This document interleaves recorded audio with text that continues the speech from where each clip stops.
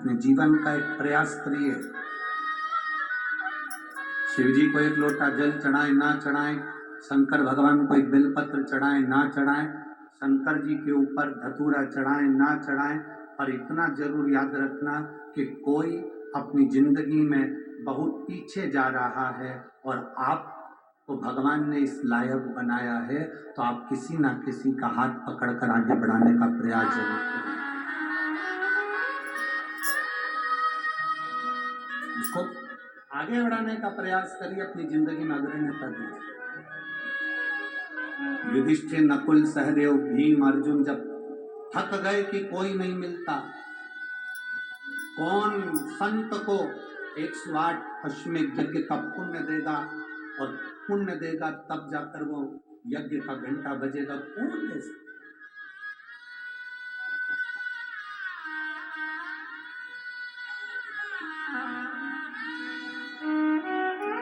तुम्हारे शरीर में जब कष्ट होगा, उसकी पीड़ा को, बहू आएगी तुम्हें चाय दे जाएगी, बेटा आएगा तुम्हें दवाई दे जाएगा, डॉक्टर आएगा तुम्हें चेक कर जाएगा, सिस्टर आएगी तुम्हें इंजेक्शन लगा कर चली जाएगी, पर तुम्हारे शरीर की पीड़ा तुम्हें भोगना है। कोई दूसरा भोगेगा क्या? नहीं। तुम्हारे कर्म की गति को तुम्हें जानना।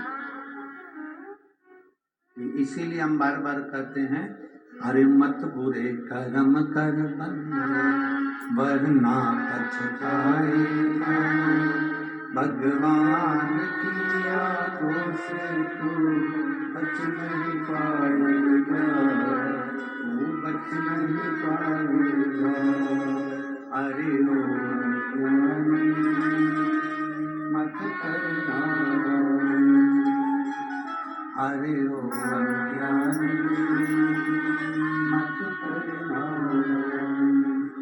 तेरे कर्म का फल भी तू ही पाएगा, जैसा किया तूने तेरा आएगा। मत बुरे कर्म कर बंदे, वरना पछताएगा, भगवान की आंखों से तू बच नहीं पाएगा, तू बच नहीं पाएगा।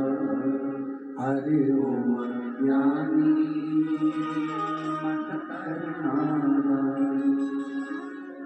हरे ओ ज्ञानी मत करना। अपना कर्म पूरा करो, बन सके अच्छा करो। भगवान अगर आपको इस लायक बनाए कि आप किसी का हाथ पकड़ कर आगे बढ़ा सकते हो तो बढ़ाओ। भगवान यदि आपको इस लायक बनाया है कि किसी भूखे को भोजन करा सकते हो तो कराओ। भगवान आपको इस लायक बनाया है कि किसी के शरीर में रोग है और आपके पास में धन है तो उसकी औषधि कराओ। भगवान ने यदि आपको इस लायक बनाया है कि कोई बच्चा पढ़ना चाहता है, विद्या अध्ययन करना चाहता है और उसके पास में धन नहीं तो उसका विद्या अध्ययन कराओ। याद रखना, एक बार अपने बच्चे अपने को नहीं पूछेंगे, पर आपने किसी को विद्या अध्ययन कराया है और किसी को औषधि कराई है, वो जिंदगी भर तुम्हें पूछेंगे।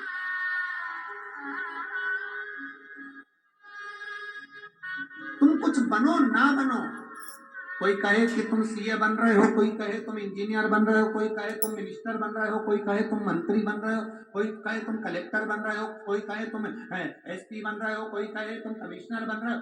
तुम कुछ बनो मत बनो, पर शिव महापुराण की कथा कहती है एक अच्छा इंसान जरूर बनो, एक अच्छा मनुष्य बनो। लोग कहते हैं गुरुजी शेयर मार्केट रोज गिरता है, हम कहते हैं इंसान भी तो शेयर मार्केट जैसा हो गया, रोज ही तो गिर रहा है। लोग कहते हैं गुरुजी शेयर मार्केट रोज गिर रहा है, हम कहते हैं इंसान भी शेयर मार्केट जैसा हो गया, कभी गिरता है कभी उठता है।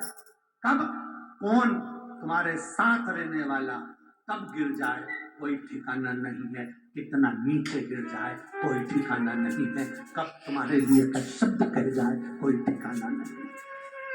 प्रतिदिन गिर रहा है। आज मनुष्य मनुष्य जैसी जिंदगी नहीं जी रहा।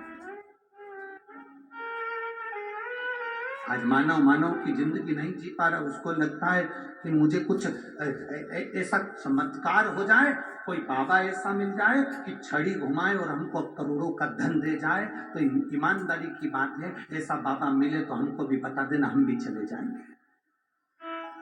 जो छड़ी घुमाने से करोड़ों का धन दे दे। आपके कर्म का भोग आपको भोगना है, हमारे कर्म का भोग हमको भोगना है।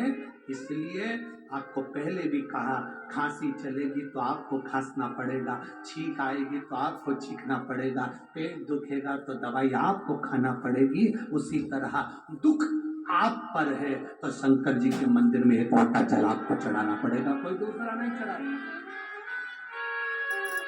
आपके दुख को आपको स्वयं काटना, आपकी तकलीफ को आपको स्वयं काटना, कोई दूसरा नहीं काट सकता,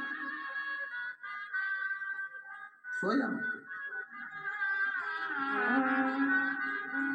द्रौपदी ने देखा कि मेरे पति आज दुखी हैं, पूछा क्या हो गया?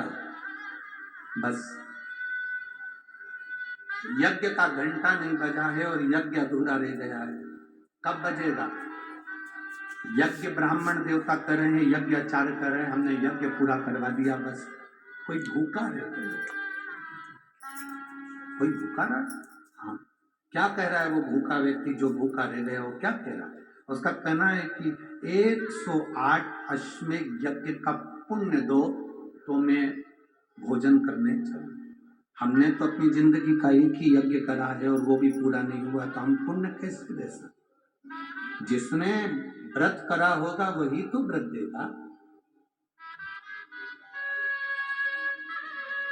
यहाँ इतनी सारी माताएं बैठी हैं, भाई बैठे हैं, जब परिवार में कोई मरता है, बुजुर्ग कोई चले जाता है, पंडित जी कहते हैं एकादशी देव। अब यहाँ पर बोलते कि नहीं बोलते हमें नहीं मालूम।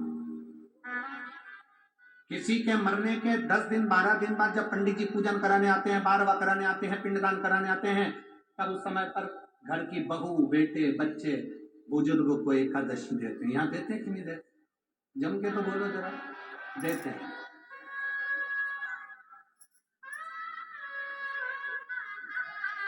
कब देते हैं? जब वो चला गया। कहा दी तुमने, यहाँ कि वहां जाके? जम के बोलो जरा, यहाँ। शिव महापुराण की कथा क्या करेंगे? जगन्नाथपुरी में एकादशी उल्टी लटकी है, करें आप लोगों ने दर्शन? कितने लोगों ने करे दर्शन? मंदिर के बाहर एकादशी उल्टी लटकी है जगन्नाथपुरी में, क्योंकि श्रीमद वल्लभाचार्य जी ने मायावाद का खंडन करा था वहां। जगन्नाथपुरी में एकादशी को उल्टी लटकाया गया। क्यों लटकाया गया? कभी पूछा जगन्नाथ जी में जाकर कि आपके यहाँ एकादशी उल्टी क्यों लटकी है? इस एकादशी ने करा क्या था जो तुमने उल्टा लटका दिया? पूछना था आपको जाकर। आप जगन्नाथ जी के दर्शन करने गए तो आपके मन में एक प्रश्न आना था कि एकादशी उल्टी क्यों लटकी? उसका एक कारण, कोई मर जाता है तो लोग एकादशी दान देते हैं। श्रीमद वल्लभाचार्य जी ने कहा, मरने के बाद जो तुमने एकादशी दी उसको मिली कि नहीं मिली पता नहीं। शिव महापुराण कहती है, श्रीमद वल्लभाचार्य जी कहते हैं, एकादशी दान का मतलब क्या होता है? जैसे किसी के मरने के बाद हम एकादशी देते हैं, उसका मतलब क्या होता है? उसका मतलब ये होता है कि हमने 25 एकादशी करी है, हमने पहले से अपनी एकादशी करते करते करते करते आ रहे हैं, तो अपनी एकादशी में से हम जो मर गया उस व्यक्ति को कुछ एकादशी दे दें। पर दुनिया उल्टी चलती है, जब कोई मर जाता है तब एकादशी देते हैं कि अब हम उनके लिए 5 एकादशी करेंगे, 7 एकादशी करेंगे, 11 एकादशी करेंगे। जब वो चला गया, तुम्हारे पास में 500 का नोट है, तुम्हारे पास में 100 रुपए हैं, 10 रुपए हैं, 50 रुपए हैं, किसी को तुम्हें 10 रुपए देना है तो तुम दे सकते हो, क्योंकि तुम्हारी जेब में वो 500 रुपए रखे हैं। तुम्हारी जेब में वो 500 रुपए रखे हैं तो तुम किसी को दे सकते हो। तुम्हारे जेब में जब 500 रुपए